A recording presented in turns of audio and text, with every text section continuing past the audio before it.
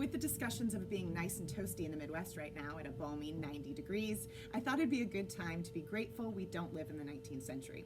It's easy to forget that it wasn't until 1922 that we had Willis Carter to thank for air conditioning, and I do have a lot of love and sympathy to all of my San Francisco and Portland friends who are continuing to live in an air-conditionless society.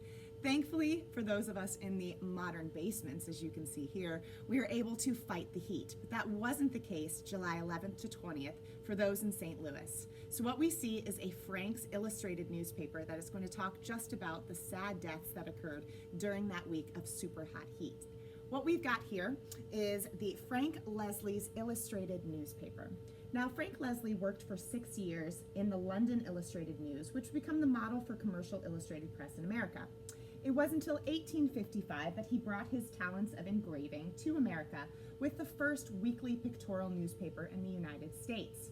What we can see is he was amazing about getting the best artists, eyewitness traveling artist accounts, to create the 5 vignettes that we see here.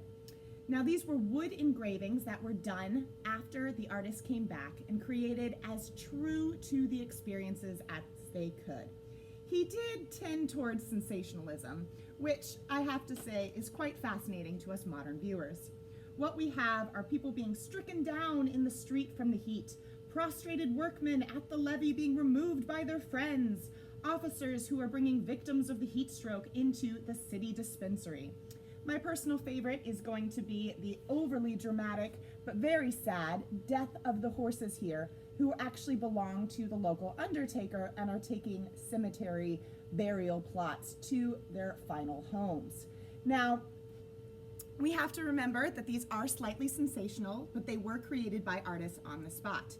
We have an amazing understanding of the illustrated newspaper as they were done weekly, usually published on a Tuesday, and presented the information of the times to all of the discerning Victorian post people.